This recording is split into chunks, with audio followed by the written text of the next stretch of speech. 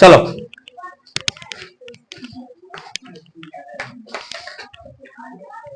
किताब अगर है तो निकाल लीजिए, नहीं है कोई बात नहीं। क्लास 9, ठीक है। आज हम क्लास 9 का फिजिक्स, मार्कर को पकड़ रहा है, फिजिक्स का चैप्टर फर्स्ट विज्ञान और मापन।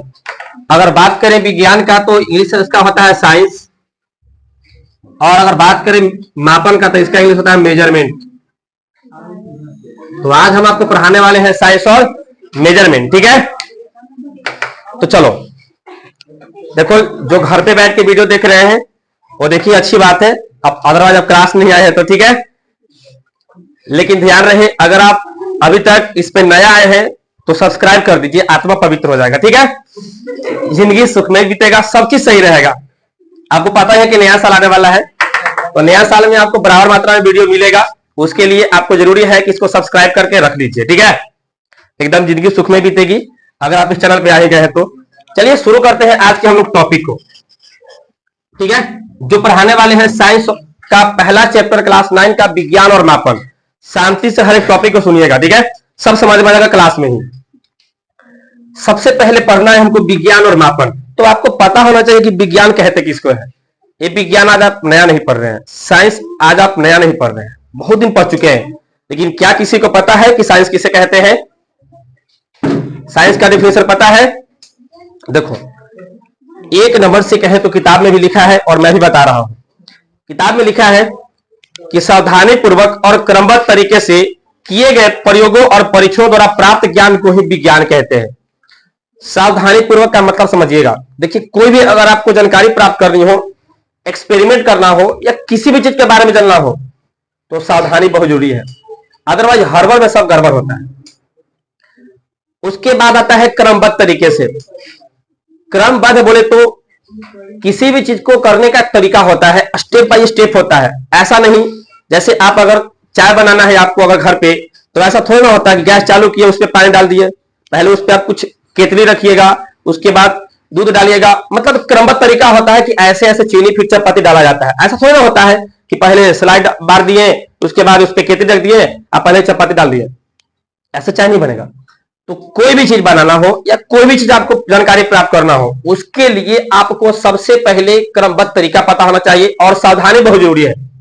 सावधानी बहुत जरूरी है।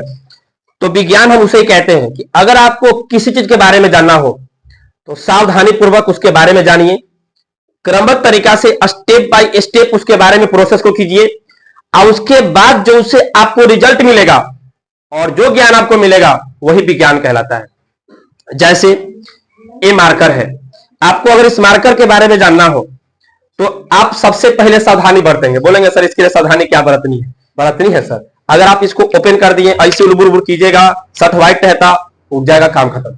तो सावधानी इसके लिए भी जरूरी है। उसके बाद इसको स्टेप बाय स्टेप हम लोग ओपन करेंगे, कुछ इसके बारे में जानकारी प्राप्त करेंगे, और जब अंत में हमको पता चलेगा कि अच्छा ये ब्लैक मार्कर है, तो यही नॉलेज जो आप प्राप्त किए, यही प्रोसेस क्या कहलाता है? साइंस कहलाता है, बोले तो विज्ञान कहलाता है। अब देखिए, विज्ञान मेनली दो प्रकार के होते हैं। विज्ञान मेनली कितने प्रकार के होते हैं? दो प्रकार के होते हैं। एक होता है भौतिक, एक होता है जीव विज्ञान जिसको हम बोलते हैं, या प्राणी विज्ञान भी आप बोल सकते हैं, बात नहीं। विज्ञान मेनली दो ही प्रकार के होते हैं, एक होता है भौतिक विज्ञान, एक होता है जीव विज्ञान। ध्यान से सुनिएगा और यहीं पे सब चीज याद करने की कोशिश कीजिएगा। होमवर्क तोमवर्क कुछ भी नहीं है, सब चीज यही याद कर लेना है। विज्ञान किसे कहते हैं? मैंने बताया आपको कि किसी भी चीज के बारे में सावधानी पूर्वक क्रमबद्ध तरीके से स्टेप बाय स्टेप अच्छी तरह से नॉलेज प्राप्त करना ही विज्ञान कहलाता है। विज्ञान मेनली टू टाइप के होते हैं, एक भौतिक जिसको हम लोग बोलते हैं फिजिकल साइंस, एक होता है जीव विज्ञान जिसको हम लोग बोलते हैं लाइफ साइंस। कोई दिक्कत नहीं सर। विज्ञान दो प्रकार का, एक होता है फिजिक्स फिजिकल जिसको हम लोग बोलते हैं भौतिक विज्ञान, एक होता है लाइफ साइंस जिसे हम लोग बोलते हैं जीव विज्ञान।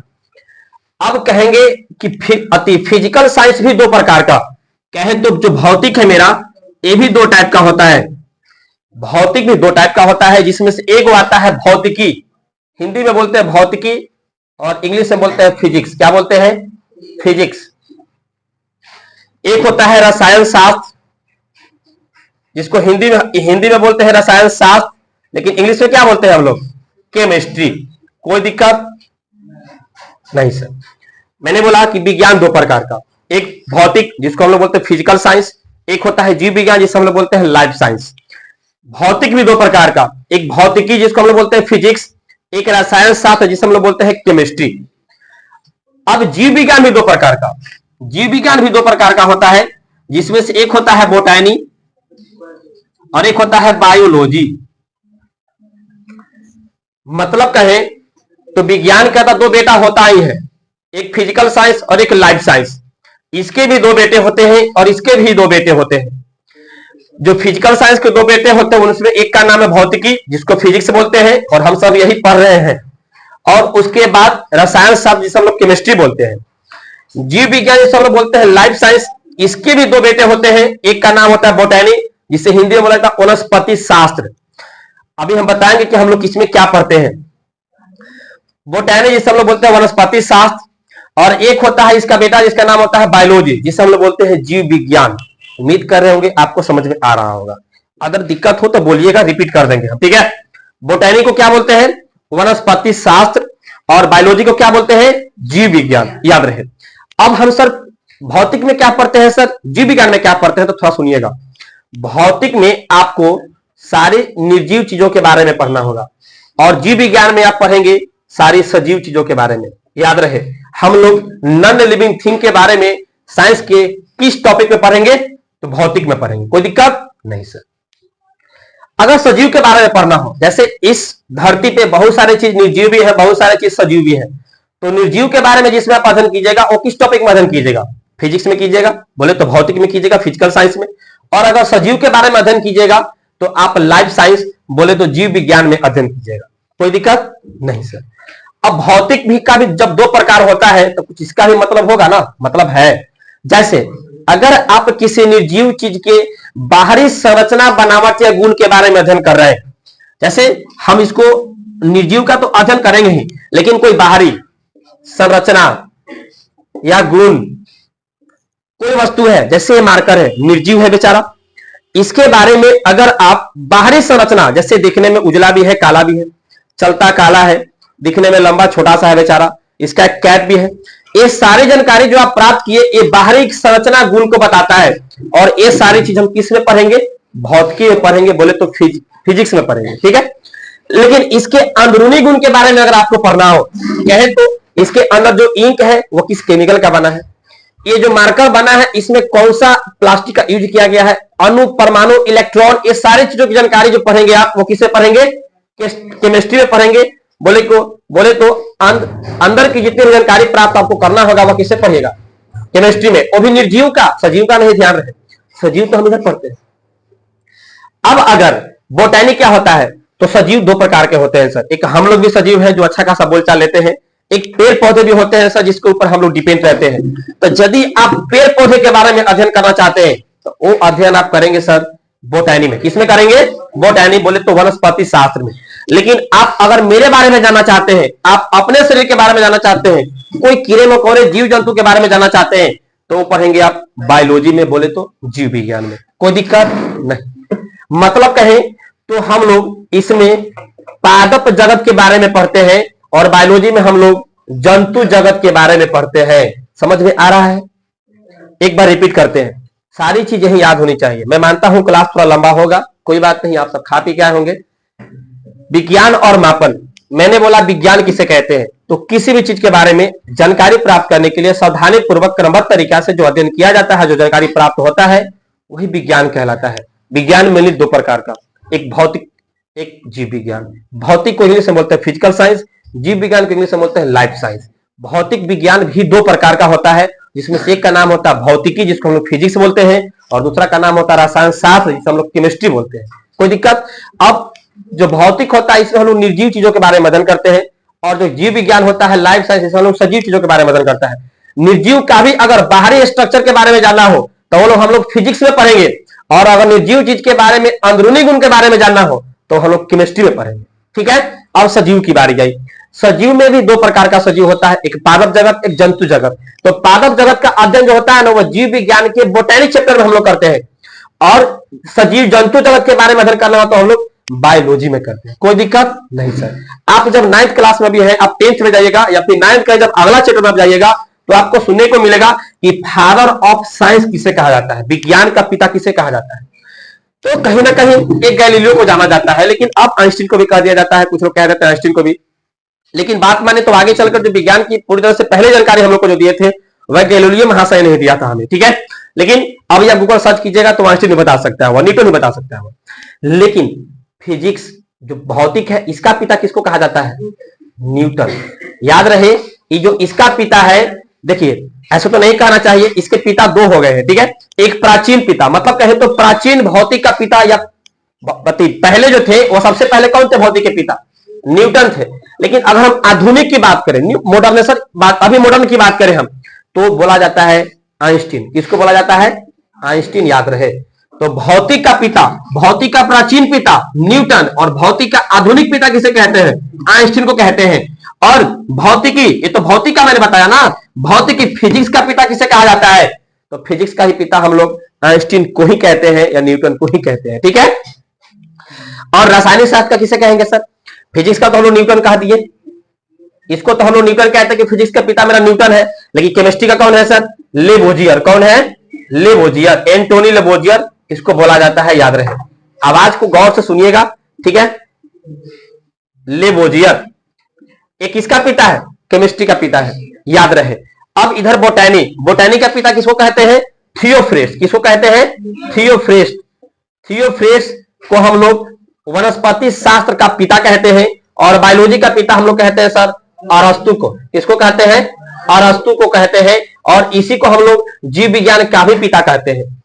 बायोलॉजी का भी पिता मेरा अरस्तु है, और बोले तो बायोलॉजी का भी, और लाइफ साइंस जिसको लोग जीव विज्ञान कहते हैं, ये दोनों का पिता कौन है? अरस्तु। भौतिक का भी पिता मेरा न्यूटन हो जाएगा, भौतिकी का भी मेरा पिता न्यूटन हो जाएगा। लेकिन केमिस्ट्री का पिता किसको हम लोग कहेंगे? लेबोजियर को। और बोटैनी का पिता किसको कहेंगे? थियोफ्रेस्ट। किसको कहेंगे? थियोफ्रेस्ट। सारा चीज याद रखना है। अब एक बार रिकॉल करते हैं। सबसे पहला सवाल, साइंस किसे कहते हैं? तो किसी भी चीज के बारे में सावधानी पूर्वक क्रमबद्ध तरीके से जो ज्ञान प्राप्त की जाती है स्टेप बाय स्टेप, उसी को हम लोग साइंस कहते हैं। साइंस में दो ही प्रकार का होता है, एक होता है भौतिक, एक होता है जीव विज्ञान। भौतिक को हम लोग फिजिकल साइंस, जीव विज्ञान को हम लोग लाइफ साइंस। भौतिक विज्ञान का पिता न्यूटन को कहा जाता था, लेकिन अब इसको आइंस्टीन को कहा जाता है। भौतिक विज्ञान में हम लोग निर्जीव चीजों के बारे में जानते हैं। और भौतिक भी दो प्रकार का होता है, एक होता है फिजिक्स, एक होता है केमिस्ट्री। फिजिक्स में हम लोग किसी निर्जीव के बाहरी गुण, संरचना, बनावट के बारे में जानते हैं, जबकि उसके अंदरूनी गुण के बारे में हम लोग केमिस्ट्री में जानते हैं। केमिस्ट्री का पिता लेबोजियर को कहा जाता है, और फिजिक्स का पिता आइंस्टीन को कहा जाता है या न्यूटन को कहा जाता है। बोटैनी, बोटैनी में हम लोग पादप जगत के बारे में जानते हैं, और इसका पिता हम लोग थियोफ्रेस्ट को कहते हैं। और बायोलॉजी में हम लोग जंतु विज्ञान के बारे में जानते हैं, और इसका पिता अरस्तु को कहते हैं। और जीव विज्ञान का भी पिता अरस्तु को ही कहा जाता है, ये ध्यान रहे, ठीक है। इतना क्लियर हो गया। अब चलिए, विज्ञान अगर आप जान गए तो अब आपको पढ़ना है मापन, कि मापन क्या है सर। तो चलिए अब मापन आपको हम बता देते हैं।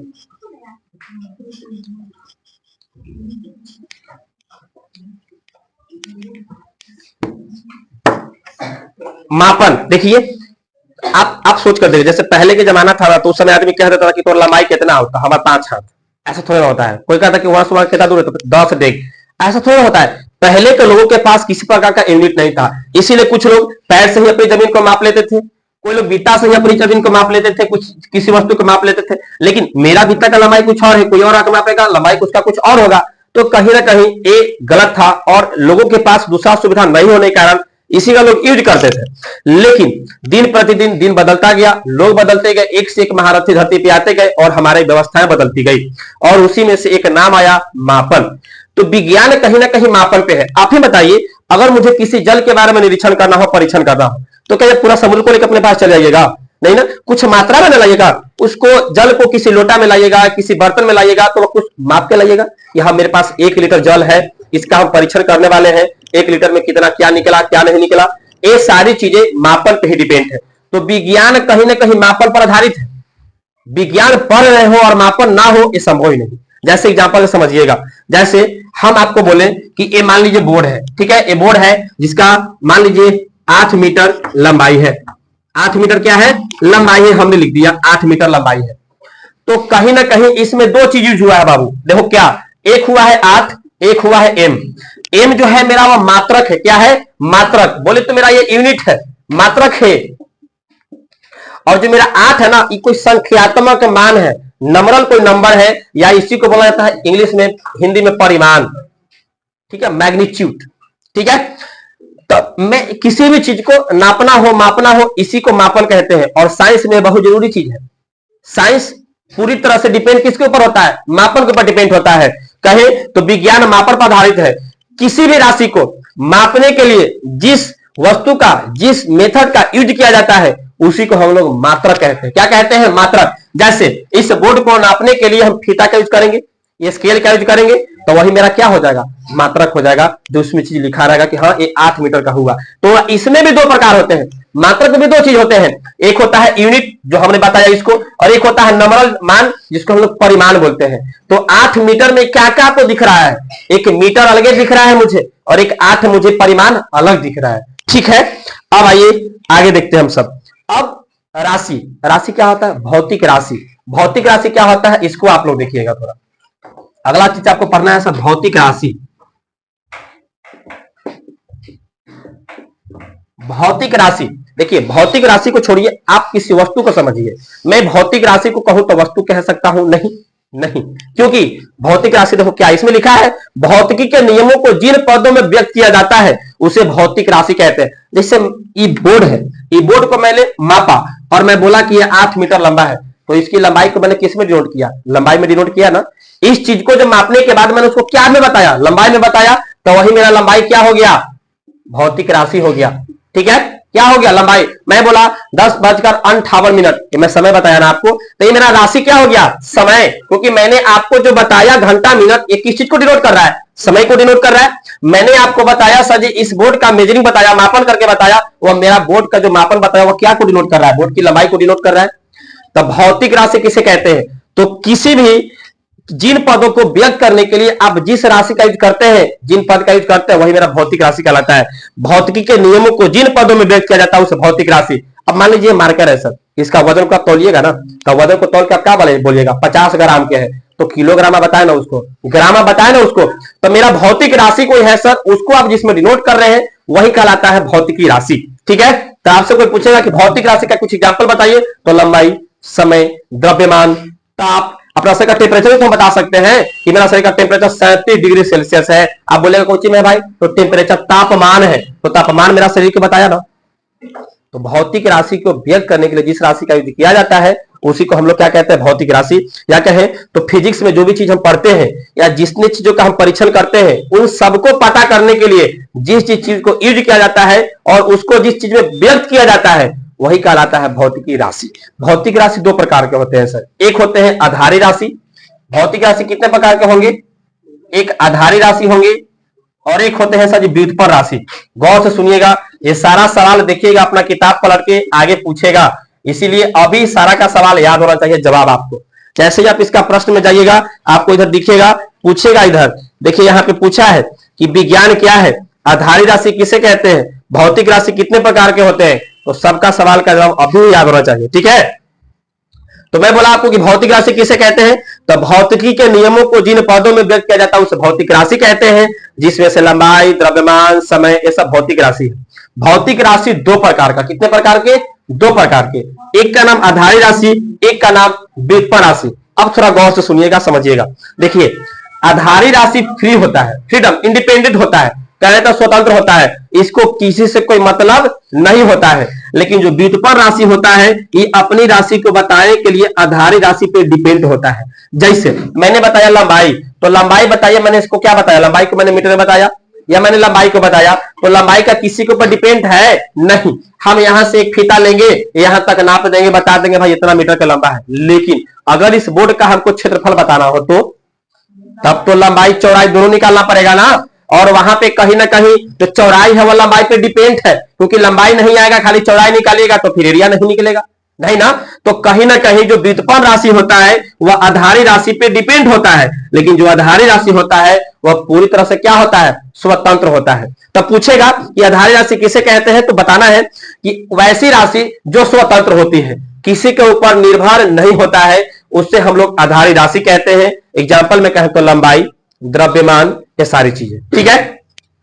व्युत्पन्न राशि किसे कहेंगे, तो वैसी राशि जो आधारी राशि से बनता हो या आधारी राशि पे निर्भर हो, उसे कहते हैं व्युत्पन्न राशि। लगे हाथ आए हैं, आप ये भी याद कर लीजिए कि आधारी राशि के मात्रक को कहते हैं आधारी मात्रक, और व्युत्पन्न राशि के मात्रक को कहते हैं व्युत्पन्न मात्रक। कैसे देखिए, आधारी राशि हमने लिखा सर जी लंबाई, क्या लिखा, लंबाई, इसका मात्रक क्या होता है, मीटर होता है ना।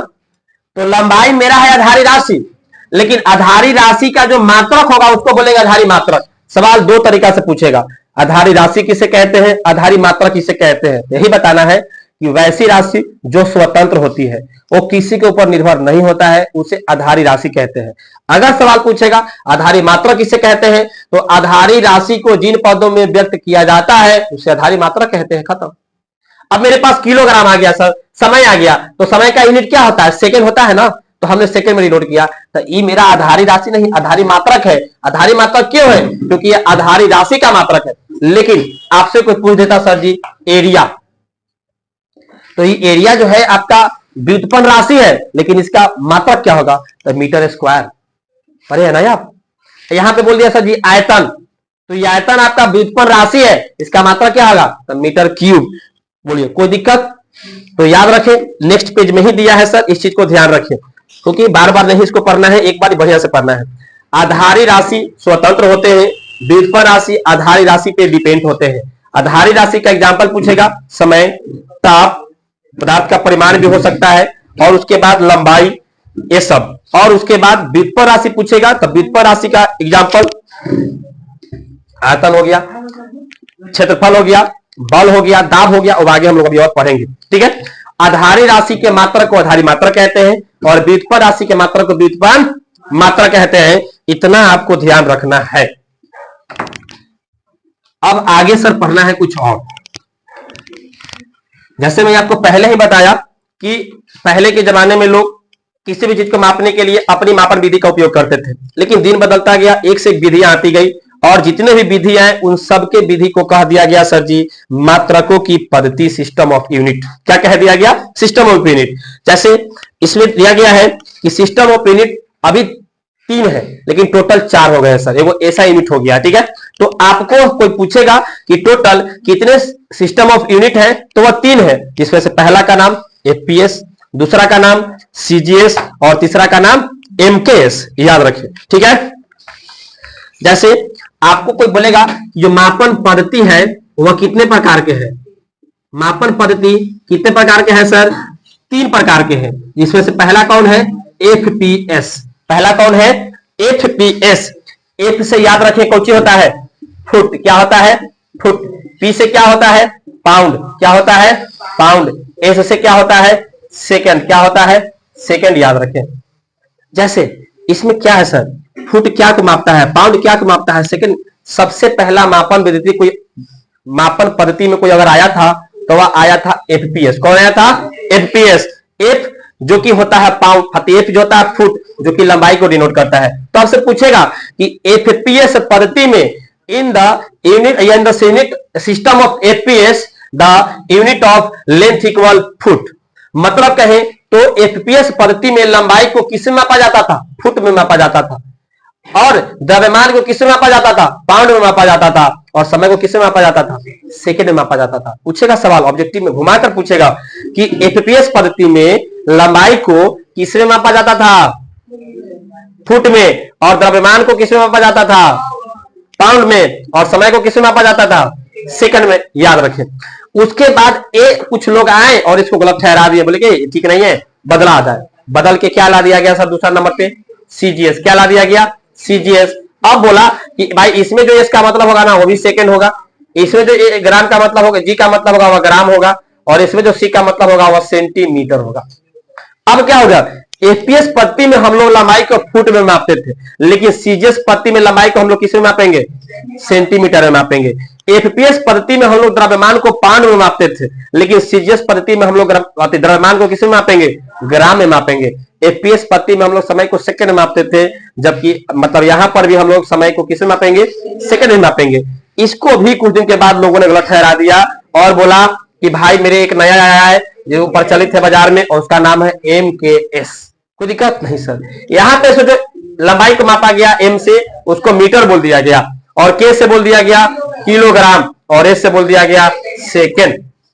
जमाना बदलता गया, लोग बदलते गए, एक से नए आते गए और नए नए यूनिट बोले तो सिस्टम का उपयोग करते गए, खोज करते गए, लेकिन एक चीज रहा जो तीनों में बैलेंस रहा और बदला नहीं, और वो कौन रहा? समय का मात्रक बोले तो सेकंड। तो सवाल पूछता है कि पद्धति बदलते गए लेकिन उस यूनिट का नाम बताएं जो कभी ना बदला, और वो कौन है? सेकंड। जैसे हम लोग एफपीएस में भी समय को सेकंड में मापते थे, सीजीएस में भी समय को हम लोग सेकंड में ही मापते थे, और एमकेएस में भी हम लोग समय को किस में मापते हैं? सेकंड में ही मापते हैं। सवाल इसके अलावा और भी पूछता है सर, कहता है कि एफपीएस पद्धति को और क्या कहा जाता है? तो एफपीएस पद्धति को हम लोग ब्रिटिश पद्धति भी कहते हैं, याद रहे, ब्रिटिश सिस्टम भी इसको कहा जाता है। एफपीएस पद्धति को ब्रिटिश पद्धति भी कहा जाता है, याद रखिए। उसके बाद पूछेगा कि सीजीएस पद्धति को और क्या कहा जाता है? तो सीजीएस पद्धति को हम लोग मीटरी पद्धति भी कहते हैं, याद रहे। ऑब्जेक्टिव में सब सवाल पूछता है, और ये जो पढ़ रहे हैं ना, ये आपको सिर्फ 9th के लिए नहीं जरूरी है। आपको विश्वास नहीं होगा तो देखिए मेरे पास दूसरा भी बुक है, और एक कंपटीशन लेवल तक का पढ़ना होता है, जो जहां देखिए इसे पढ़ना होता है। तो आप ये मत सोचे बैठकर, और ये मत सोच के पढ़े कि हम सिर्फ 9th का पढ़ाई अभी पढ़ रहे, नहीं, ये आपके लिए आगे चल के मतलब जब तक आपको पढ़ना है तब तक ये आपको पढ़ना है, याद रहे। हर जगह हर एग्जाम में आपको काम देने वाला है, इस चीज को सोचकर आप पढ़े। तो याद रखें, ब्रिटिश पद्धति किसको कहा जाता है? एफपीएस को। मीटरी पद्धति किसको कहा जाता है? सीजीएस को। याद रखें, इसका जो नाम है एमकेएस पद्धति, वही इसका नाम है, ठीक है। उसको टच करने की कोई जरूरत नहीं है, वो ऐसे ही होता है, वो चलते रहेगा। अब चलिए, मुझे उम्मीद है आपको समझ में आ रहा होगा, ठीक है। नहीं आएगा तो बोलेगा, हम रिपीट कर देंगे। ऐसे चुपचाप बैठ के टाइम पास मत करते रहो, और नहीं दिख रहा तो इस पे आकर बैठ जाओ, इधर से नहीं दिख रहा होगा, हाँ नहीं दिख रहा होगा, अभी भी दिख रहा है? चलो ठीक है ना। होता है कोई कोई आदमी ऐसा होता है बाबू, जो ताकेगा उधर दिखेगा इधर, हो सकता है इन लोग कहीं ताकते होंगे उधर, दिखता होगा इधर, ठीक है, होता है कभी कभी ऐसा, कोई बात नहीं, जहां सुविधा मिले वहीं से देखिए। अब चलिए, एफपीएस का भी खोज हो गया, सीजीएस का भी खोज हो गया, एमकेएस का भी खोज हो गया, लेकिन आदमी ऐसा जीव है धरती पे जो कभी शांति से नहीं बैठ सकता, वो हमेशा कुछ ना कुछ नया करते रहता है, और यही हाल हुआ, और ऐसा ही होते होते दिन बीतते गया, और 1960 ईस्वी, ध्यान देंगे, अक्टूबर 1960 ईस्वी को एक पेरिस में जगह है जहां पे नाम है सेवेरे। क्या नाम है? सेवरे। याद रहे, सवेरे नहीं लिखा है, ठीक है, 11 बज रहा है, सवेरे नहीं धरल है। तो पेरिस में एक जगह है जिसका नाम है सेवरे, यहां पे एक मीटिंग हुआ, एक्सक्यूज मी, हेलो, अक्टूबर 1960 में पेरिस में एक मीटिंग हुआ, और उस मीटिंग में 11वीं तौल एवं माप महासम्मेलन था हुआ। मतलब बोले तो ये जो 1960 का जो मीटिंग था, यह 11वीं मीटिंग था, ठीक है। इस सम्मेलन में 6 मात्रकों का खोज किया गया, 6 आधारी मात्रक का खोज किया गया, 6 आधारी राशियों का खोज किया गया। राशि का खोज किया जाएगा तो उसके मात्रक का भी तो खोज किया जाएगा, और आधारी राशि के मात्रक को तो आधारी मात्रक कहते हैं। तो 1960 ईस्वी में 11वीं सम्मेलन में 6 आधारी राशियों का और उसके मात्रकों का खोज किया गया, लेकिन बात बनी नहीं, और कुछ दिन बाद बोले तो महज 10 साल बाद फिर से एक बार मीटिंग बैठा 1970 ईस्वी में, और फिर से वहां पे मीटिंग बैठा फ्रांस में ही, और यहां पे इस बार 14वीं मीटिंग थी, ठीक थी, 14वीं माप कॉल इसका मीटिंग का नाम रखा गया, और इस बार एक और मात्रा का खोज किया गया, और राशि का खोज किया गया, जिसका नाम था पदार्थ का परिमाण। क्या था? पदार्थ का परिमाण। मैं पहले बताया कि इसमें कितना खोजा गया था? 6, और एक इसमें खोजा गया, तो टोटल कितने हो गए? 7। मतलब कहे तो हमारी आपसे पूछेगा सवाल कि आधारी राशियों की कुल कितनी संख्याएं हैं? तो 7। कितने हैं? 7। अब वो 7 कौन कौन है अभी हम आपको बताने वाले हैं। लेकिन याद रखें ऑब्जेक्टिव में पूछता है 1960 में पेरिस के सेवरे में कितनी राशियों का खोज किया गया था? तो 6। फिर 10 साल बाद 1970 में वहीं पे एक मीटिंग हुआ 14वीं मापतौल महासम्मेलन में, कितनी राशि का खोज किया गया? 1, जिसका नाम क्या था? पदार्थ का परिमाण। अब 1971 में दोनों मीटिंग को सफल बना के लागू कर दिया गया कि टोटल आधारित राशियां कितनी होगी? 7। तो लागू कितना ईस्वी में हुआ? 1971 में। 1970 में पदार्थ के परिमाण को खोज कर लिया गया, लेकिन पूरी तरह से वेरिफिकेशन कहे तो लागू कर दिया गया वर्ल्ड में कि अब आधारित राशियां होगी कितने? 7। कब किया गया? 1971 में किया गया, ध्यान रहे। अब वो 7 आधारित राशियां कौन कौन है सर, थोड़ा उसका एक्सप्लेनेशन किया जाए, तो आइए कर ही देते हैं।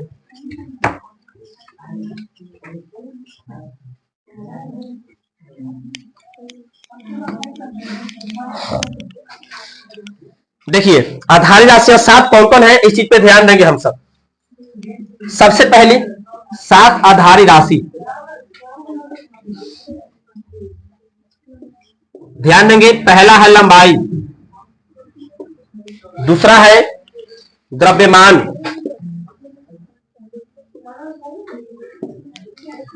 तीसरा है समय, चौथा है विद्युत धारा, पांचवा है ताप, छठा है ज्योति तीव्रता, ध्यान देंगे ज्योति, सातवां है पदार्थ का परिमाण। आराम से बाबुआ, आराम से, हेलो। 7 आधारित राशियां मैंने बताया ना, कब आया था? 171 में आया, जिसमें से पहला आधारित राशि कौन था? लंबाई। दूसरा कौन था? द्रव्यमान। तीसरा कौन था? समय। चौथा कौन था? विद्युत धारा। और पांचवा कौन था? ताप। और छठा कौन था? ज्योति तीव्रता। और सातवां कौन था? पदार्थ का परिमाण। देखो कुछ बच्चा को प्रॉब्लम है, क्या हुआ? तुम सबको बुलाया कौन?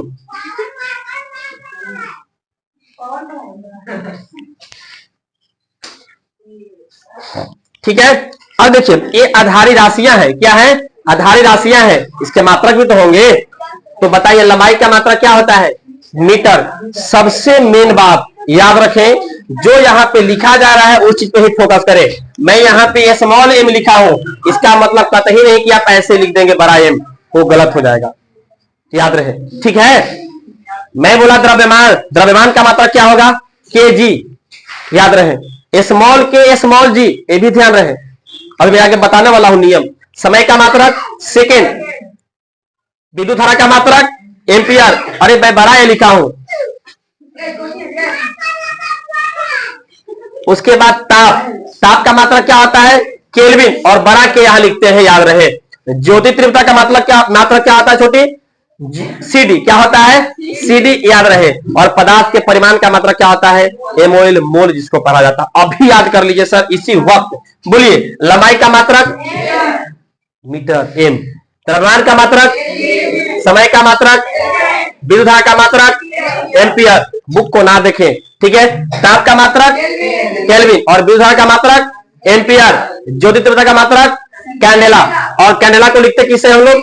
Small c small d। और पदार्थ का परिमाण का मात्रक मोल। सर ये तो 7 खोज हुए किए थे, इसके साथ साथ 2 संपूरक राशि का भी खोज किया गया, जिसमें से एक का नाम था समतल कोण। क्या नाम था? समतल कोण। और इसको मापा जाता है रेडियन में। किसे मापा जाता है? रेडियन में। RAD इसका मात्रक होता है, याद रखें, ठीक है। समतल कोण को किस में मापा जाता है? रेडियन में। और एक होता है सर घन कोण। कौन होता है? घन कोण। घन कोण को किस में मापा जाता है?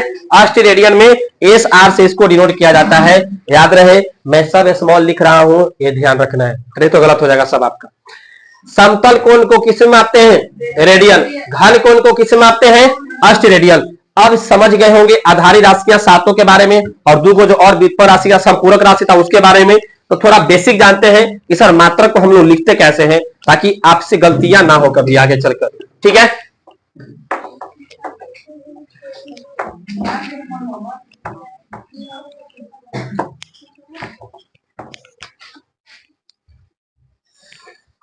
चलो मात्रक को लिखना हो इसके बहुत नियम होते हैं। बहुत नियम नहीं कहे तो बहुत सावधानी है। अगर नजर हटी, दुर्घटना घटी, स्पॉट डेथ, बिना इलाज के काम खत्म। ठीक है, तो याद रखें, सावधानी बरतनी है। जैसे आप लोगों ने पढ़ा कि किलोग्राम को हम लोग इंग्लिश में लिखते हैं केजी, लिखते हैं ना। किलोग्राम को हम लोग इंग्लिश से मात्रा के रूप में क्या लिखते हैं? केजी लिखते हैं। तो किलोग्राम के लिए किलोग्राम या मीटर के लिए मीटर इत्यादि नहीं लिखना। जैसे आप किलोग्राम को मात्रक इंग्लिश में लिखना हो तो केजी लिखोगे, इसका मतलब ये कहते ही नहीं कि आप हिंदी में लिख दोगे किलोग्राम ऐसे करके, ये गलत है, ये गलत है। आप लंबाई के मात्रक को मीटर लिख दिए, इसका मतलब कहते ही नहीं कि आप ऐसे लिख दोगे खाली मी, इसका मतलब है मीटर मात्रक उसका है नहीं। जो चीज डिनोट किया गया वही चीज डिनोट किया गया, ये सब नहीं है तो फिर नहीं है। इस चीज को गांठ बांध के आप लोग रख ले। गलतियां हो जाती है हर किसी से, लेकिन ये नहीं होता है, ध्यान रहे। ठीक है, ये याद रहे कि हम लोग किलोग्राम को ऐसे नहीं लिख सकते हैं, मीटर को हम लोग ऐसे नहीं लिख सकते हैं, ये भी ध्यान रहे। और ना ही बड़ा के लिख सकते हैं, दोनों छोटा जी है, ये छोटा के छोटा जी है, छोटा एम है, ये भी ध्यान रहे। उसके बाद है सर कि मात्रकों के जो नाम होते हैं टोटल, उसको हम लोग बड़ा लेटर से नहीं करते हैं। जैसे एम्पियर को हम लोग ऐसे नहीं लिख सकते हैं, एम्पियर हम लोग एम्पियर को बड़ा ऐसे नहीं लिख सकते हैं, इसके लिए हमको छोटा ए ही लिखना होगा। ये सही है, ये शर्त है बाबू, ये कोई मतलब हो गया? ये सवाल नहीं बनता है सर, क्यों सर? ये नियम है, बात खत्म। ठीक है, तो मात्रकों के अंग्रेजी नाम को कैपिटल लेटर से प्रारंभ नहीं करना चाहिए। अतः एम्पियर को हम लोग ए वाला एम्पियर नहीं लिख सकते हैं, बल्कि ए वाला ही एम्पियर सही होगा, ये आपको ध्यान रखना है। ठीक है, लेकिन कभी कभी कुछ ऐसा होता है कि कुछ तो ऐसे होते हैं जो पॉपुलर इंसान होते हैं, उनकी मात्रा को हम लोग लिख देते हैं कभी कभी।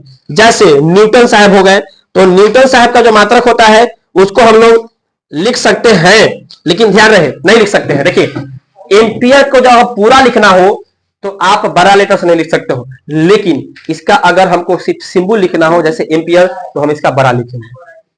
जैसे हमको न्यूटन लिखना हो, जैसे मान लीजिए 5 न्यूटन, तो आप 5 न्यूटन ऐसे नहीं लिख सकते हो, ये गलत है। आप 5 न्यूटन ऐसे लिख सकते हो, लेकिन इस सबके जगह पे अगर आपको खाली लिखना हो तो आप खाली ऐसे लिख दो। इस बार तुम बड़ा लेटर यूज कर सकते हो, लेकिन पूरा अगर नाम लिख रहे हो तो फिर बड़ा लेटर आप यूज नहीं कर सकते हो। लेकिन उस पूरा नाम के जगह पे आप उसका एक छोटा सा सिंबल वाला लेटर यूज कर रहे हो तो आप लिख सकते हो बड़ा वाला। याद रहे, ये सारा चीज याद करने वाला है और आपको याद होना चाहिए हर हाल में। ऑब्जेक्टिव में कंफ्यूज आ जाइएगा और नंबर आपका चला जाएगा। ठीक है, अब देखिए आगे क्या कह रहा है, मात्रकों में बहुवचन। हाँ, याद रहे, कभी भी आप 5 ग्राम लिखे ना तो 5 ग्राम से नहीं लिख सकते हैं। आप यहाँ पे इंग्लिश नहीं पढ़ रहे हैं जो सिंगुलर प्लूरल कर दीजिएगा। मतलब कहे तो आप एम्पियर को एम्पियर से नहीं कर सकते हैं, न्यूटन को न्यूटन से नहीं कर सकते हैं, ग्राम को ग्राम से नहीं कर सकते हैं, याद रहे, ये भी गलती है। उसके बाद आप अगर स्मॉल जी लिखे हैं तो स्मॉल जी ही लिखेंगे। जैसे ग्राम का मात्रा के रूप में हम लोग स्मॉल जी लिखते हैं ना, डिनोट करते हैं ना 500 ग्राम, तो 500 ग्राम ही लिखना है आपको, ऐसे ही स्मॉल जी लिख के छोड़ देना है, याद रहे। लेकिन कुछ लोग होते हैं सर जो पूरा लिख देते हैं ग्राम, याद रहे, ये गलत हो जाएगा आपको। अब कुछ लोग होते हैं सर ये 500 ग्राम ऐसे ना लिखे सर, ये 500 जीएम लिख देंगे। अरे बाबू, जीएम का मतलब ग्राम थोड़ा ना होता है, जीएम का मतलब गुड मॉर्निंग। ठीक है, तो आपको जीएम नहीं लिखना है, एक गलत हो जाएगा सर आपका, ध्यान रहे। सिर्फ जी लिखना है, याद रहे इस चीज को, और हिंदी में भी नहीं लिखना है, ये भी ध्यान रहे। बता दिए ना हम। आगे जो मैंने बताया आपको, अब देखो, अगर आप ऐसे लिख रहे हो 3 kg, ये बड़ा वाला के मैंने लिख दिया, ये गलत है सर, क्योंकि बड़ा वाला के केजी में यूज नहीं होता है। बड़ा वाला के मतलब तो केल्विन का नाम हो जाएगा ना, क्योंकि बड़ा वाला के हम लोग केल्विन में यूज करते हैं। तो ये सारी चीजों को ध्यान रखना है आपको, ठीक है, याद रहे। अब एक और बात, बहुत बेसिक बात, ये जो डिग्री है ना, ये सेल्सियस के साथ यूज होता है या फ़ारेनहाइट के साथ यूज करता है, केल्विन के साथ आप डिग्री नहीं यूज कर सकते हो, ये भी ध्यान रहे। आप लिख सकते हैं 0 डिग्री सेल्सियस, लेकिन आप नहीं लिख सकते हैं 273 डिग्री केल्विन, ये गलत है, ये गलत है।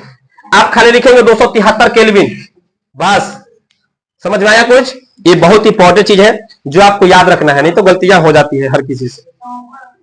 अब इसके बाद कुछ पढ़ना है सर, जो कि इंपॉर्टेंट अब आ रहा है।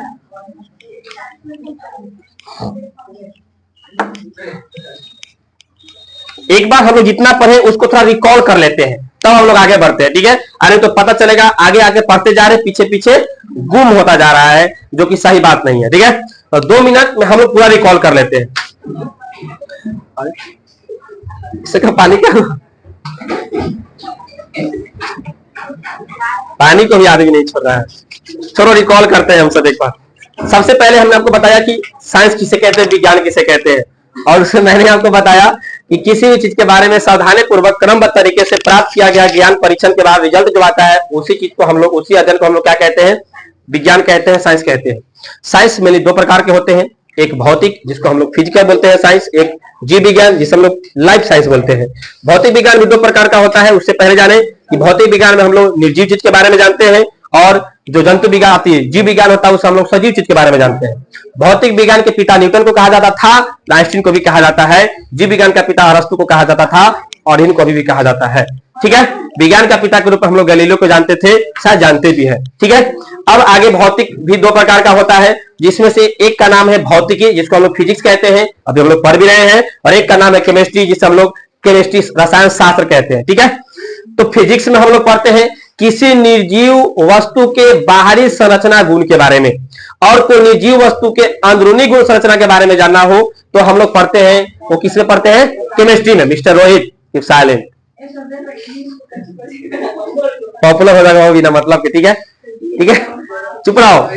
तो याद रखना है कि निर्जीव चीज के बारे में हम लोग पढ़ते हैं फिजिक्स में, लेकिन उसके बाहरी गुण संरचना के बारे में पढ़ते हैं। और अगर किसी निर्जीव चीज के अंदरूनी गुण के बारे में जानना हो तो हम लोग पढ़ते हैं किसमें, केमिस्ट्री में। फादर ऑफ फिजिक्स न्यूटन या Einstein, father of chemistry Lavoisier.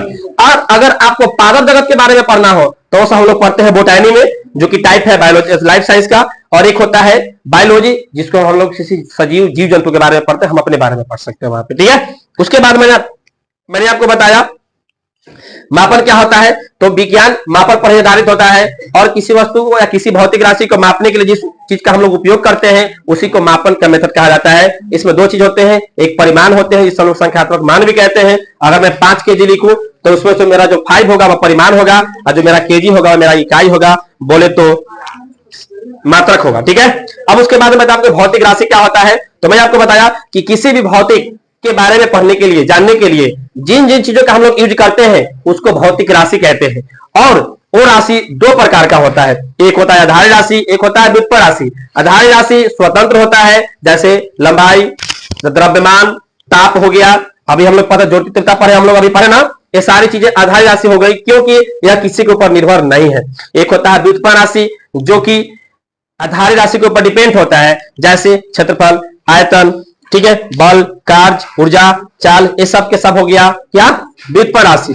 आधारी राशि के मात्रा को हम लोग आधारी मात्रा कहते हैं, व्युत्पन्न राशि के मात्रा को हम लोग व्युत्पन्न मात्रा कहते हैं। जैसे लंबाई का मात्रक हो गया क्या, मीटर, तो मीटर हो गया आधारी मात्रक। क्षेत्रफल का मात्रक हो गया मीटर स्क्वायर, तो मीटर स्क्वायर हो गया व्युत्पन्न मात्रक। कोई दिक्कत नहीं सर। अब उसके बाद हमें पढ़ा कि पहले जो लोग होते थे वह किसी चीज को मापने के लिए यूज करते थे, किसी भी चीज का अपना प्रकृति मेथड का यूज करते थे, लेकिन दिन पर दिन लोग बदलते गए और एक से पद्धति आता गया, सिस्टम आता गया। उसमें सबसे पहला पद्धति आया जिसका नाम क्या था, एफपीएस। क्या नाम था, एफपीएस। और एफपीएस को कहा जाता है ब्रिटिश पद्धति, जिसमें एफपीएस का मतलब होता है एफ से फुट, पी से पाउंड, एस से सेकेंड। और मैं बताया उसमें लंबाई को फुट में मापते हैं, द्रव्यमान को पाउंड में मापते हैं, और समय को सेकंड में मापते हैं। और उसके बाद आया सीजीएस, जिसका मतलब होता है सेंटीमीटर, ग्राम, सेकंड। इसमें हम लोग लंबाई को सेंटीमीटर में मापते हैं, द्रव्यमान को ग्राम में मापते हैं, और समय को सेकंड में मापते हैं, और इसको हम लोग मीटरी पद्धति भी कहते हैं। उसके बाद आया सर जी एमकेएस, जिसमें हम लोग लंबाई को मीटर में मापते हैं, और द्रव्यमान को केजी में मापते हैं, और समय को सेकंड में मापते हैं। और मैं बताया कि तीनों पद्धति में जो सेम रहा वह रहा सेकंड, समय को सेकंड में ही मापते गए, और आज भी उसको इसी में मापते हैं। इस सब के अलावा एक और यूनिट आया जिसका नाम था एसआई यूनिट, एसआई पद्धति, जो कि सबसे पहला बैठक हुआ था 1960 में। कहां में हुआ था बाबू, तो फ्रांस का जो पेरिस था वहां पे सेवेरिक जगह था वहां पे। और 11वीं माप तौल महासम्मेलन में 6 मात्रकों का, बोले तो 6 आधारी राशि का खोज किया गया, लेकिन मन नहीं भरा आदमी का, और लगभग 10 साल के बाद एक और मीटिंग किया 1970 में, और एक और आधारी राशि का खोज किया जिसका नाम था पदार्थ का परिमाण। और 1971 में पूरी तरह से 7 आधारी राशियों को लॉन्च कर दिया गया, और उसी के थ्रू आज हम लोग पूरा पढ़ते हैं। जिसमें से पहला था लंबाई, जिसका मात्रक मीटर। दूसरा था द्रव्यमान, मात्रक केजी, और समय का सेकेंड, विद्युत धारा का एम्पियर, ताप का केल्विन, ज्योति तीव्रता का कैंडेला, सीडी से डिनोट करते हैं। पदार्थ का परिमाण को हम लोग मोल से डिनोट करते हैं, एमओएल, स्मॉल लिखते हैं, तीनों ध्यान रहे। इसके साथ साथ 2 और आए थे, जिसका एक का नाम था समतल कोण, जिसका मात्रक रेडियन आरएडी। एक का नाम था घन कोण, जिसका मात्रक अस्टी रेडियन एसआर। कोई दिक्कत नहीं, आपका मूवमेंट बता रहा है कि आप बहुत अच्छा से पढ़ रहे हो। ठीक है, अच्छी बात है, ऐसे ही पढ़ो। 9th क्लास क्लिक करो, उसके बाद हम 10th क्लास भी पढ़ाएंगे। ठीक है, अब उसके बाद मैंने बहुत सारा कुछ शर्त आपको बताया था, मैं आपको बहुत सारा शर्त बताया था जो आपको किताब से एक बार पढ़ लेना है, रिव्यू कर लेना है, बढ़िया से याद कर लेना है। अब आइए आगे, और आगे हम सबको पढ़ना है सर उपसर्ग। क्या पढ़ना है? उपसर्ग। जिसमें से देखिए उपसर्ग में पढ़ना होता है सर मिलीलीटर। जैसे मैं आपको एक बार मेथड बताया हूं, शॉर्ट मेथड, सीधे वाला बताया था ना, वो अगर आपको याद है तो समझिए आपको सब याद है सर, बढ़िया से याद है। ठीक है, वो आपको अगर याद होनी चाहिए, लेकिन उससे थोड़ा ही हट के होता है, तो आपको याद रखना है। कैसे? इसको देखेंगे बढ़िया से। 10 के पावर -3 को हम लोग क्या बोलते हैं सर?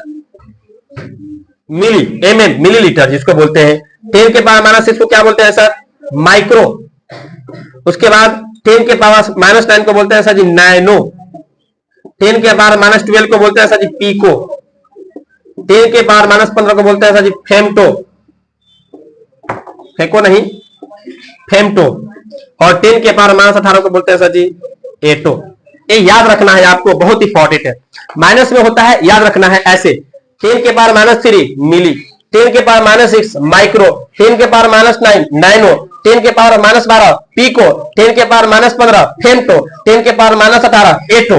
ये पूछता है सवाल। ठीक है, याद रखना है आपको। जैसे आपसे पूछेगा कि 10 के पावर, या आपसे पूछ सकता है सर कि 1 मिलीलीटर, 1 मिलीमीटर, 1 मिलीमीटर में कितना मीटर होते हैं बताइए।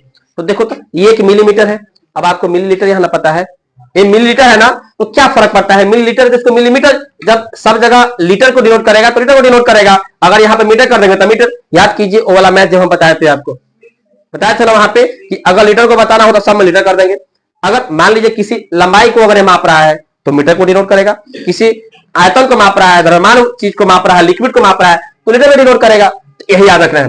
तो 1 मिलीमीटर में कितना होते हैं? 10 के पावर -3 मीटर। पूछेगा 1 नैनोमीटर में कितने होते हैं पावर? 10 के पावर -9 पूछता है। 1 पिकोमीटर में कितने होते हैं पावर? 10 के पावर -12 ये पूछता है सर, याद रखना है। ठीक है, इसके साथ साथ एक और होते हैं 10 के पावर 3 को हम लोग बोलते हैं किलो। 10 के पावर 3 को क्या बोलते हैं? किलो।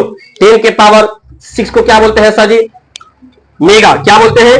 मेगा। 10 के पावर 9 को क्या बोलते हैं सर जी? जीगा। 10 के पावर 12 को क्या बोलते हैं? टेरा। 10 के पावर 15 को क्या बोलते हैं? पेटा। और 10 के पावर 18 को क्या बोलते हैं? एक्सा। याद रखना है, ऑब्जेक्टिव में पूछता है, दे देगा 1 नैनो बराबर निम्न में से कौन होते हैं, और ऑप्शन आपको इसमें से दे देगा। तो आपको याद रखना है कि 1 नैनो बराबर 10⁻⁹ होता है। वहां पे दे देगा 1 फेमटो बराबर कितना होता है, और ऑप्शन आपको इसमें से कोई 4 को उठा के दे देगा। तो आपको याद रखना है कि 10⁻15 को एक फेमटो बोला जाता है। ये आपको याद रखना है। ठीक है, ये बहुत इंपॉर्टेंट। बस अब ज्यादातर क्लास नहीं चलेगा, बहुत जल्दी चैप्टर खत्म होने वाला है। नहीं,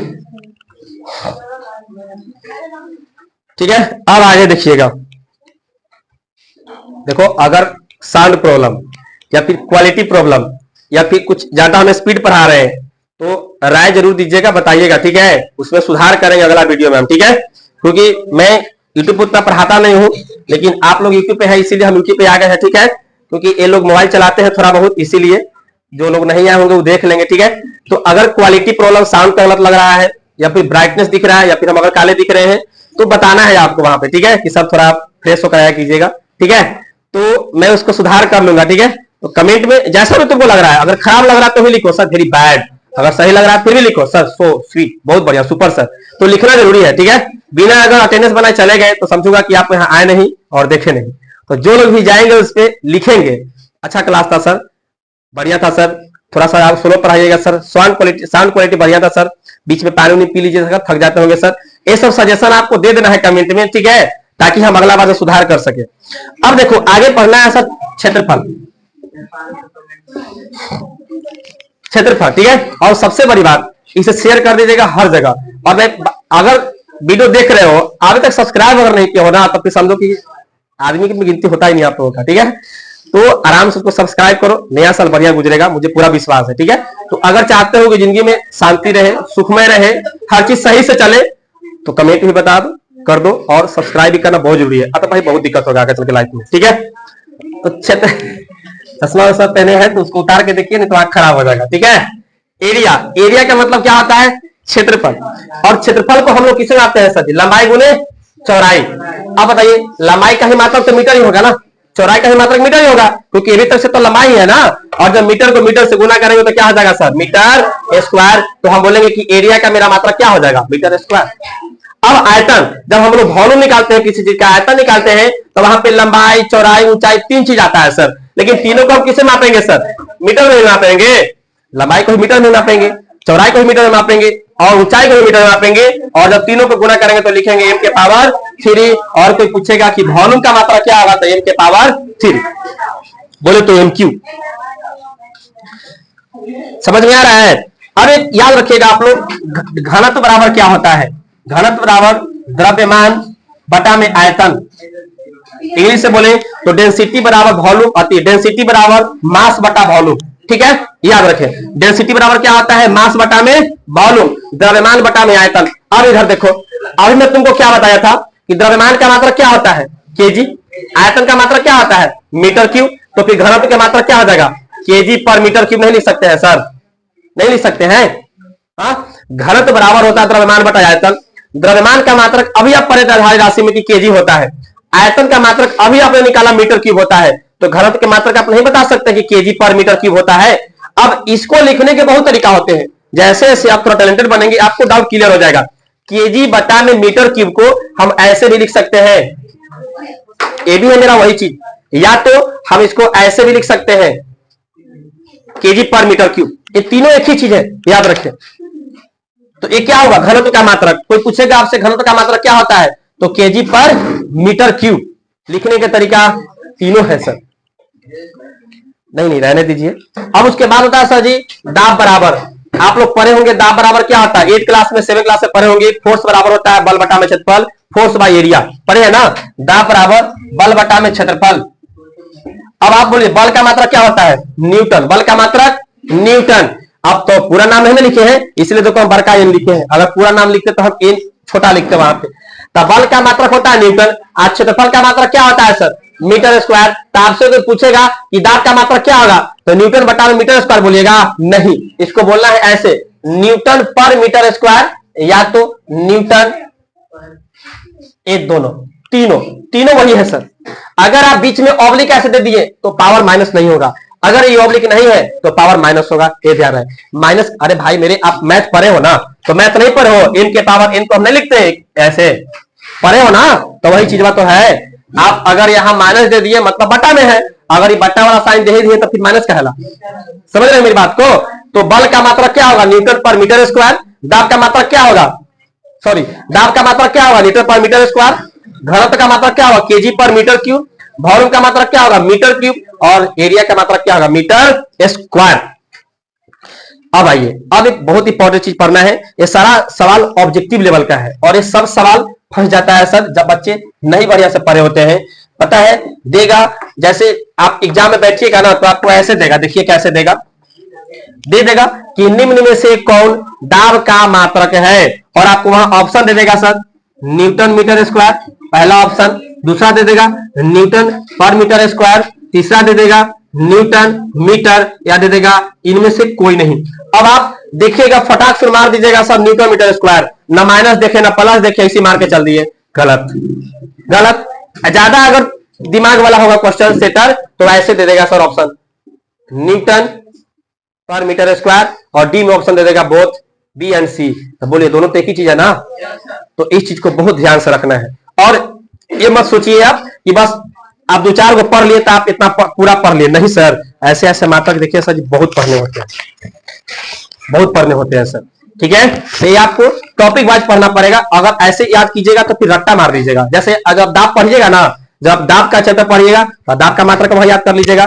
जब आप बल पढ़िएगा तो वहां बल का मात्रक याद कर लीजिएगा। जब घनत्व पढ़िएगा तो घनत्व का मात्रक पढ़ लीजिएगा। अभी तो आपको झलक है सर, आगे आगे देखिए ना होता है क्या।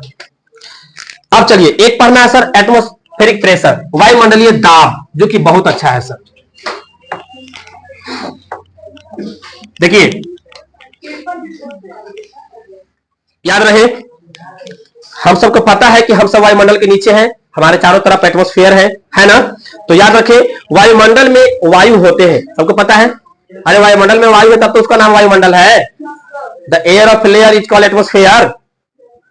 कंप्लीट अफेयर, यही तो होता है, ठीक है। तो वायुमंडल में वायु के दाब को वायुमंडल दाब कहा जाता है, तो उसको भी तो मापा जाता होगा कि अभी वायुमंडल में कितने प्रेशर का दाब है, कितना ज्यादा ताती वायुमंडल आने वाला है। तो ये सारी चीजों को भी मापा जाता है और इसी को बोला जाता है वायुमंडलीय दाब। इसको शॉर्ट में लिखा जाता है सर जी एटमॉस्फेयर। क्या लिखा जाता है? एटीएम। पैसा नहीं देगा आपको सर, ये जो एटीएम आपको दिख रहा है पैसा नहीं देगा। ए वाला एटीएम आपको पैसा दे सकता है सर, लेकिन ए वाला एटीएम आपको पैसा नहीं देने वाला है, ठीक है। ये आएगा तो फिर पैसा लेकर उड़िया भी जाएगा आपके पास से। तो एटीएम का मतलब एटमॉस्फेरिक प्रेशर, मतलब वायुमंडलीय दाब। एक वायुमंडलीय दाब बराबर, सीधा ऑब्जेक्टिव सवाल बनता है, याद रखना है आपको, पूरी जिंदगी याद रखनी है क्योंकि पूरी जिंदगी नहीं साथ छोड़ेगी सर।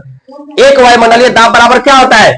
1.01 into 10⁵ pascal. दाब है तो लास्ट में पास्कल तो होना है ना, दाब है तो लास्ट में पास्कल होना ही है। अब दूसरी बात, यहां पे पास्कल नहीं देगा तो क्या देगा सर? पास्कल के जगह पर न्यूटन पर मीटर स्क्वायर दे सकता है, क्योंकि एक पास्कल बराबर तो यही ना होता है। तो ये वाला देगा तो वो नहीं देगा, वो वाला देगा तो ये नहीं देगा, बात बराबर है सर। तो इसको हमने लिख दिया पास्कल। 1.01 इंटू 10⁵ पास्कल बराबर क्या होता है? एक atmospheric pressure. Atmospheric pressure Hindi में बोले तो वायुमंडलीय दाब। सवाल ऐसे पूछ सकता है कि एक एटमॉस्फेरिक प्रेशर बराबर क्या होता है, ऑप्शन दे देगा। ये भी पूछ सकता है कि इतना बराबर क्या होता है, ये ऑप्शन दे देगा, ठीक है। तो ये आपको याद रखना है सर बहुत बढ़िया से। अब चलिए बस 2 से 3 मिनट और हम पढ़ाएंगे, उसके बाद ये चैप्टर आपका खत्म होने वाला है। देखिए मैं बता देता हूं, इतना कोई बेसिकली नहीं बताएगा, सब आपने ऊपर ऊपर उड़ा देगा, लेकिन मैं कोशिश किया हूं कि आपको मैं पूरा पढ़ा दिया हूं। फिर भी आप इस सारा चीज को घर पे जाके एक बार जरूर किताब पढ़े। कोई ज्यादा लॉन्ग चैप्टर नहीं है सर, आप आराम से पढ़ सकते हैं इसको आधा घंटा 20 मिनट में एक बार, और रिवीजन कर सकते हैं, ठीक है। फिर भी 2 मिनट का और बचा हुआ है, आइए उसको खत्म करते हैं। एक बचा हुआ है सर डिग्री सेल्सियस और एक बचा हुआ है सर केल्विन। क्या ये केल्विन है? ये छोटा वाला क्या है ना, तो छोटा वाला के से तो केल्विन नहीं होता है सर, बड़ा वाला के से क्या होता है? केल्विन होता है। और डिग्री सेल्सियस याद रहे जब आपको, अच्छा आप हमको बताइए कोई पानी कितना डिग्री सेल्सियस पे जम जाता है और कितना डिग्री सेल्सियस पूरा खोलने लगता है? 100। तो हम बोले कि मेरा जो पानी है ना वह 0 डिग्री सेल्सियस पे जम जाएगा, या तो हम ही बोले कि 273 केल्विन पे जम जाएगा। यहां पे डिग्री नहीं लगाते, पहले बताया ना। तो 0 डिग्री सेल्सियस बराबर होता है 273 केल्विन। ये एग्जैक्ट वैल्यू नहीं है, अगर एग्जैक्ट वैल्यू आपको जानना हो तो ये होता है एग्जैक्ट वैल्यू, लेकिन सुविधा के लिए आदमी 273 भी पढ़ लेता है और कोई काटता नहीं, खरूस मास्टर ही आपका नंबर काट सकता है। अकॉर्डिंग ऑप्शन के ऊपर भी डिपेंड करता है कि ऑप्शन कैसा है। तो 0 डिग्री सेल्सियस बराबर क्या होता है? 273.15 केल्विन। आपको तो पता है जल का गलनांक है जहां पे जम जाता है। 100 डिग्री सेल्सियस पर तो सर जी खोल जाएगा ना, क्वथनांक जिसको हम लोग बोलते हैं, बॉइलिंग पॉइंट बोलते हैं। तो जब 273 बराबर 0 डिग्री सेल्सियस, तो 100 डिग्री सेल्सियस बराबर क्या हो जाएगा? तो हो जाएगा, कुछ आपने इसमें गेस किया क्या हुआ? अगर हमको डिग्री सेल्सियस से केल्विन में जाना हो तो डिग्री सेल्सियस को क्या करते हैं? केल्विन में जोड़ देते हैं। जोड़ ही नहीं दिए सर इसमें, तब ना आया मेरा 100। तो याद रखें कि 0 डिग्री सेल्सियस से अगर आपको केल्विन में जाना हो तो जितना डिग्री सेल्सियस आपको दिया है उसको इसमें जोड़ दीजिए, आपको केल्विन मिल जाएगा। अब आपसे कोई पूछेगा सर नन्हा बालक कि 25 डिग्री सेल्सियस को हम केल्विन में बताइए कितना होगा, तो क्या सर कुछ भी मतलब पूछ देना है, बालक है ना, कुछ भी करेगा सर कुछ भी। तो जोड़ दीजिए इसमें, 273 में 25 जोड़िएगा तो कितना आ जाएगा?